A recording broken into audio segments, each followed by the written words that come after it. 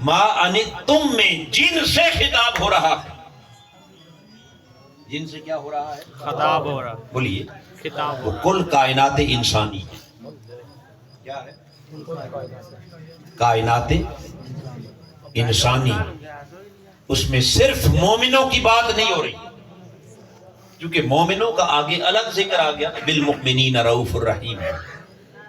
جب ساری کائنات انسانی مخاطب ہے تو کیا اس آیت کریمہ کا خطاب صرف تاجدار کائنات کی اس حیات ظاہری میں موجود لوگوں سے تھا، یا یہ قرآن قیامت تک کے لیے؟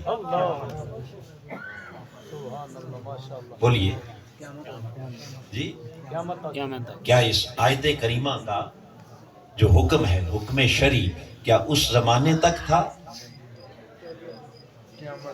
23 سال کے بعد حکم منسوخ ہو گیا یا اب بھی ہے؟ جی اب بھی یہ آیت اللہ کا کلام ہے. اب بھی یہ آیت کریمہ قرآن مجید کی آیت ہونے کے اعتبار سے ہدی للناس، انسانیت کے لیے پیغام ہدایت ہے.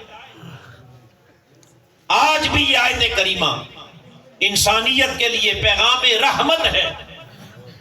لہذا اگر وہ حکم آج بھی موجود ہے تو عزیز علیہ ما عنتم کا معنی یہ ہوا کہ میرے حبیب کے غلاموں اور کائنات پر بسنے والے انسانوں، میں نے اپنے تمہیں وہ رسول عطا کیا جس کے سینے میں ایسا دل رکھا، جس کے سینے میں ایسا دل رکھا، جس دل میں انسانیت کا اتنا احساس رکھا کہ آج بھی انسان جہاں دکھ میں مبتلا ہوتا ہے اس کے دکھ کا احساس اس کے اپنے وجود کو بعد میں ہوتا ہے، رسول پہلے محسوس کرتا. سبحان اللہ. دکھ تمہارے ہیں تڑپتا میرا حبیب، تکلیفیں تمہاری ہیں اور ان تکلیفوں کو محسوس میرا مصطفیٰ کرتا ہے. لہذا پہلی شان قرآن نے بیان کی کہ انسانی دکھوں کا احساس کرنے والا، انسانی دکھوں کا اونچا بولیے، احساس کرنے والا، انسانی دکھوں کو محسوس کرنے والا رسول. یہاں پہلا پیغام یہ ہے کہ کائنات والوں تمہیں کوئی ایسا رسول نہیں دیا ہم نے کہ جو انسانیت سے بالکل کٹ کے الگ کسی کونے گوشے میں کسی حجرے میں بیٹھ کر صرف اللہ اللہ کرے، جس کا تعلق مخلوق سے نہ ہو، بلکہ وہ رسول عطا کیا کہ جس کا ایک طرف تعلق خالق سے ہے، ایک طرف تعلق مخلوق سے ہے، ادھر اللہ سے واصل، ادھر مخلوق میں شامل. وہ رب سے بھی جڑا ہوا ہے اور رب کی مخلوق سے بھی جڑا ہوا ہے. وہ سب سے کٹ کر خدا کو یاد کرنے والا نہیں، بلکہ مخلوق کے درمیان رہ کر تمہارے دکھوں کا احساس کرنے والا، تمہارے دردوں کو محسوس کرنے والا، اور خالی احساس نہیں بلکہ حریص علیکم، تمہارے دکھوں کا احساس بھی کرتا ہے اور تمہارے دردوں کی دوا بھی کرتا ہے. حریص علیکم، تمہارے لیے، تمہاری بھلائی کے لیے ہر وقت کوشاں رہنے والا رسول. یعنی بے حس معاشرے میں اگر کسی کو کسی کے دکھ کا احساس ہو جائے، کسی کو کسی دکھ کا احساس ہو جائے، کسی کی تکلیف خالی محسوس ہو جائے، یہ بھی بڑی شے ہے.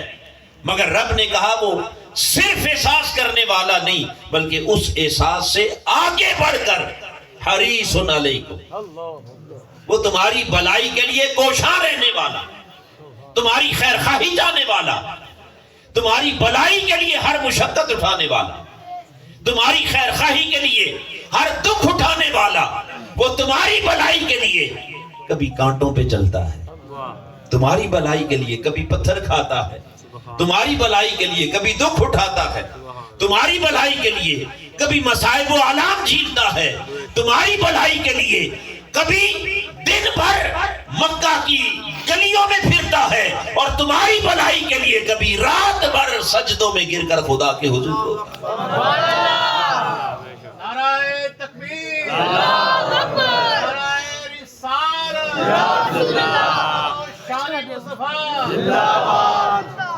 انسانی بلائی کا پیکر، انسانی बुलाई का पैकर بلائی کا پیکر. تو پہلی یہ دو شانیں، ایک عزیز اور دوسری حریص. عزیز اور عزیز کا معنی احساس کرنے والا، اور حریص کی شان میں کیا ہے؟ بلائی کے لیے کوشاں رہنے والا. اب حاضرین محترم، یہاں لفظ حریص میں آگے بڑھنے سے پہلے تھوڑی سی گفتگو اس پر کرنا چاہ رہا ہوں. کبھی آپ نے غور کیا کہ حریص کہتے کسے؟ بولیے، حریص کسے کہتے ہیں؟ حریص کا جو اوریجن ہے، اس کا اصل مادہ وہ ہے ہرس. کیا ہے؟ ہرس. اور ہرس کسے کہتے ہیں؟ اونچا بولیے. نہیں جی، پر پریشان نہ ہو، اونچا بولے. کیا اس کو اردو زبان میں ہرس کا جب ترجمہ کرتے تو کیا ہے؟ لالچ. اب ہرس اور لالچ شے کیا ہے؟ کبھی اس پر غور کیا؟ ہرس اور لالچ، ہرس کہتے ہیں کسی شے کی انتہا درجہ محبت. کسی شے کی، بولیے، انتہا درجے کی محبت، جس میں وارفتگی کا عالم ہو. جو محبت آپ کو ہر شے بھلا دے، اسے کیا کہتے ہیں؟ ہرس. اسے کیا کہتے ہیں؟ یعنی کسی شے کی چاہت، طلب، تڑپ، یہ سارے لفظ ہم مانا لفظ ہیں، مگر وہ طلب اور تڑپ اور وہ چاہت اور آرزو بڑھتے بڑھتے جب اپنی آخری حد کو چھوتی ہے اور اپنی انتہا پر پہنچتی ہے تو اسے کہتے ہیں ہرس، جس کا معنی کیا جاتا ہے کیا؟ لالچ. اب اس ہرس سے ہے حریص. ہرس سے کیا ہے؟ حریص. بولیے، حریص. اور حریص کا معنی کیا ہوا؟ لالچ کرنے والا. کیا کرنے والا؟ لالچی. کسی بھی معاملے میں اس شخص کو کہا جاتا ہے نا جو کسی شے کے پیچھے ایسے پڑ جائے کہ اسے کسی اور شے کی ہوش، اسی کو کہتے ہیں بڑا لالچی. کیا ہے؟ کیونکہ ہمارے ہاں یہ گھٹیا لفظ اس لیے ہے کہ ہمارے ہاں لالچ ہے ہی صرف دولت کا، مال کا، دنیا کا. ایسے ہی ہے. کس کا لالچ ہے؟ دنیا خود چونکہ گھٹیا شے ہے، لہٰذا اس دنیا کے پیچھے ایسے پڑ جانا کہ کچھ یاد نہ رہے، اسے اپنی شخصیت یاد نہ رہے، اسے خدا یاد نہ رہے، اسے اپنے رشتہ دار ماں باپ یاد نہ رہے، بہن بھائی یاد، یعنی جو ہر شے سے بڑھ کر صرف مال کے پیچھے اندھا ہو جائے. کیا کہتے ہیں؟ یہ مال کا بڑا लालची. اب اور معنی واضح ہو گیا نا. اب یہ لالچ کیا صرف مال کا ہی ہو سکتا ہے یا کسی اور شے کا؟ किसी और क्या कभी. تو یہ جس شے کے لیے بھی آپ ایسے دیوانے ہو جائیں اسے لالچی ہی کہیں گے، اسے حریص ہی کہیں گے. اسے کیا کہیں گے؟ بولیے. کوئی مال کا حریص ہو سکتا ہے، کوئی اولاد کا حریص ہو سکتا ہے، کوئی دنیا کا حریص ہو سکتا ہے، کوئی جنت کا بھی، بولیے، حریص ہو سکتا ہے، کوئی آخرت کا، کوئی رب کی رضا کا بھی حریص ہو سکتا ہے. اب یہ جو ہرس اور لالچ ہے، اگر غور کریں تو کوئی انسانی دل ہرس سے خالی نہیں، انسانی دل خواہش سے خالی نہیں، آرزو سے خالی نہیں، تمنا سے خالی نہیں. ہر دل میں کوئی نہ کوئی لالچ. بولیے، ہے یا نہیں؟ اپنے اندر ہر کوئی جھانک کے دیکھے. کوئی مال کا حریص، کوئی اولاد کا حریص، کوئی جاہ و منصب کا حریص. یہ بھی تو ایک لالچ ہے نا. کیا؟ یہ بھی تو ایک لالچ ہے جو آپ کو گلی گلی گھماتا ہے. ہر ایک کا دروازہ کھٹکھٹانے پر کیا مجبور کرتا ہے؟ مجھے بس کرسی مل جائے، اقتدار مل جائے، وزیر بن جاؤں، امیر بن جاؤں. یہ بھی کیا ہے؟ لالچ ہے. تو مال کا بھی لالچ ہے، اقتدار کا بھی لالچ ہو سکتا ہے، جاہ و منصب کا بھی لالچ ہو سکتا ہے. یہ تو سارے دنیا کے ہرس ہیں. کیا ہے؟ ہرس دنیا ہے، مگر کچھ دل ایسے بھی ہیں کہ جنہیں اللہ نے اس ہرس دنیا سے تو پاک رکھا ہے۔ وہ مال کے پیچھے اندھے نہیں ہوتے، وہ دولت کے پیچھے، کاروبار کے پیچھے، جاہ و منصب کے پیچھے، وہ سب کچھ اپنے پایا حقارت سے ٹھکرا دیتے ہیں، مگر دنیا کے ہرس سے اگر دل خالی ہے تو اس دل میں بھی کوئی نہ کوئی ہرس تو ہے نا، کوئی نہ کوئی لالچ تو اس دل میں بھی ہے۔ ارے جو دنیا کے ہرس سے خالی ہے وہ ہرس جنت میں مبتلا ہے، وہ جنت کے لیے کوشاں ہے، اس کے رات دن اس خواہش میں گزرتے ہیں کہ وہ اسے دنیا ملے نہ ملے، اسے جنت مل جائے، آخرت میں کامیابی مل جائے۔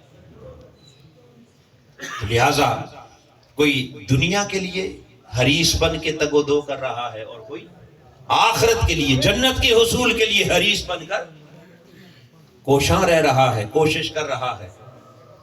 مگر اس کائنات میں ایک دل اللہ نے ایسا بھی رکھا جو ہرس دنیا سے بھی خالی اور ہرس جنت سے بھی خالی، ہرس دنیا سے بھی خالی اور ہرس بولیے جنت سے بھی خالی۔ اور وہ دل کون سا دل ہے؟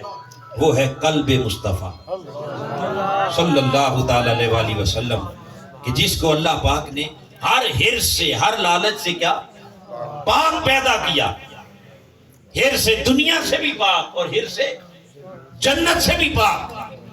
فرمایا کوئی دنیا کا حریص ہے، کوئی آخرت کا، میرا حبیب تیرے دل کو ہم نے دنیا کے لالچ سے بھی پاک رکھا ہے اور جنت کے لالچ سے بھی۔ کیسے پاک رکھا بیٹے؟ یہ اس طرح کا سبحان اللہ نہ کہیں، یاد رکھیں کہ اللہ کا نام ہے اور اس کا نام پیار سے لے، عقیدت سے لے، محبت سے لے، اسے کبھی بھی مذاق نہ بنائیں۔ میری بات سن رہے ہیں؟ اسے کبھی مذاق نہ بنائیں، اللہ کے نام کو تمسخر نہ بنائیں، اور اللہ کے نام کا ذکر اسے رسم بھی نہ بنائیں۔ یہ جو ہماری محافل اور مجالس کے اندر ایک خاص ٹرینڈ پایا جاتا ہے نا کہ سبحان اللہ اور اونچا، اور پھر وہ جتنا زور ہوتا ہے پھر ایک سے بڑھ کے ایک زور لگاتا ہے، پھر اس میں بچے جو ہے وہ اپنے انداز میں کہتے ہیں، اب اس میں عقیدت، احترام، محبت ہر شے ایک طرف رہ جاتی ہے اور سارا بس ایک شور شرابہ ہو جاتا ہے۔ تو ایسا کام اونچا بولیے، ایسا کام نہیں کرنا، یہ خلاف ادب ہے۔ آپ پابند نہیں ہیں کہ ضرور سبحان اللہ کہیں، ہاں دل کو کوئی بات اچھی لگی تو سبحان اللہ کا ذکر وہ ہے جو خود دل سے نکلے، جو کھینچ کے نکالنا پڑے وہ ذکر نہیں ہے، وہ رسم ہے۔ وہ کیا ہے؟ تو یہ محافل اور مجالس رسومات کے لیے نہیں، یہ دل کی کایا پلٹنے کے لیے، اندر کے احوال جب بدلتے ہیں اور من پر رکت طاری ہوتی ہے تو آٹومیٹکلی آپ کے اندر سے اس وقت جب نکلتا نا سبحان اللہ، اس سبحان اللہ کے اندر آپ کے دل کی چاہت شامل ہوتی ہے اور وہ آپ کی زبان سے نکلتا بعد میں ہے اور عرش معلیٰ پر پہلے پہنچ جاتا ہے۔ اور جب دل کے ساتھ لنک کی کوئی نہ ہو اور خالی زبان کے اوپر، اور وہ بھی ادھر چہرے پر ہنسی بھی ہو، مسکراہٹ بھی ہو، ایک دوسرے کو ایسے بھی کر رہے اور ساتھ سبحان اللہ، تو یہ کام اللہ کے نام کے ساتھ، بات سمجھ آئیے یا نہیں؟ یہ محافل اس لیے کچھ سیکھ کے جائیں یہاں سے۔ اگلی بات میں یہ عرض کر رہا تھا کہ اب آپ سوچیں گے کہ ہرس دنیا سے تو چلو پاک رکھا ہے، ہرس جنت سے پاک کیسے؟ یہاں ہرس کی ایک تعریف کرنا چاہ رہا ہوں، لالچ کی ایک تعریف بتانا چاہ رہا ہوں کہ ہرس اور لالچ انسان کے دل میں کس شے کا ہوتا ہے۔ پہلی بات میں نے عرض کی نا کہ کوئی دل بھی ہرس اور لالچ سے خالی نہیں ہے، بولیے نہیں ہے۔ انسانی خواہشیں کبھی ختم نہیں ہوتی، ایک خواہش پوری ہو تو دوسری شروع ہو جاتی ہے، دوسری پوری ہو تو تیسری شروع، تیسری ہو تو چوتھی، خواہشات بڑھتی چلی جاتی ہے۔ اور جس کا دل خواہش دنیا سے پاک ہو گیا تو اس میں خواہشات جنت آ گئی، خواہشات حور و قصور آ گئی، خواہشات محلات آ گئی، خواہشات آخرت کی اللہ کی بیش بہا نعمتیں ہیں، اور وہ خواہش بری خواہش نہیں ہے بلکہ وہ اچھی نیک خواہش ہے، اور اللہ نے وہ خواہش پیدا کرنے کے لیے تو جا بجا قرآن مجید کے اندر اپنی نعمتوں کا ذکر کیا کہ لوگوں خواہش کی جگہ یہ دنیا نہیں، خواہش کرنی ہے تو آؤ اس جنت کی کرو، خواہش کرنی ہے تو آخرت کی کرو، وہ اچھی پاکیزہ خواہش ہے، مگر حبیب کی شان یہ رکھی کہ اس کے دل کو اس خواہش سے بھی پاک، اس خواہش سے بھی پاک، کیسے پاک رکھا؟ چونکہ خواہش ہوتی ہے ہمیشہ اس شے کی جو آپ کی اپروچ سے باہر ہو. کیا خواہش اس شے کی ہوتی ہے جو آپ کے ہاتھوں سے دور ہو. جب کوئی شے ہاتھ لگ جائے اس کے بعد اس کی خواہش باقی نہیں رہتی، رہتی ہے. نہیں، اونچا بولیے. نہیں رہتی. کرائے پر رہنے والا شخص خواہش کرتا ہے کاش مجھے اپنا گھر مل جائے. بے شک، جب اسے خدا اپنا گھر دے دیتا ہے بھلے وہ چھوٹا سا ہی کیوں نہ ہو، اب اسے اس گھر کی خواہش نہیں رہتی، بولیے نہیں رہتی. وہ خواہش پوری ہو گئی، اب اس سے اگلی خواہش شروع ہو گئی. اب وہ کہتا ہے یہ گھر کی خواہش تو نہیں ہے، اب کوٹھی کی خواہش. پھر کوٹھی کی پوری ہو گئی تو پھر کس کی؟ بنگلے کی خواہش آ گئی. کار کی خواہش پوری ہو گئی تو پھر پجاروں کی خواہش ہو گئی. پھر وہ پوری ہو گئی تو پھر اس سے اگلی خواہش، پھر اس سے اگلی خواہش. یعنی جو کچھ انسان کے پاس آ جاتا ہے پھر اس کی خواہش باقی نہیں رہتی، بولیے نہیں رہتی، خواہش اسی کی رہتی ہے جو انسان کے ہاتھوں سے دور، بولیے کیا ہو؟ دور ہو. عالم سوز و ساز میں وصل سے بڑھ کے ہے فراق. عالم سوز و ساز میں وصل سے بڑھ کے ہے فراق. وصل میں مرگ آرزو، ہجر میں لذت طلب. جب کوئی شے مل جائے تو پھر آرزو ختم. یہ طلب تڑپنا اسی وقت تک رہتا ہے جب تک ملے نہ. اسے پانے کے لیے یہ خواہش ہے، کسی شے کو پانے کی جستجو، یہ کیا ہے؟ یہ خواہش ہے. اور اس خواہش کی انتہا یہ حرص ہے. فرمایا کوئی خواہش دنیا میں مبتلا، کوئی خواہش جنت میں مبتلا. کیوں؟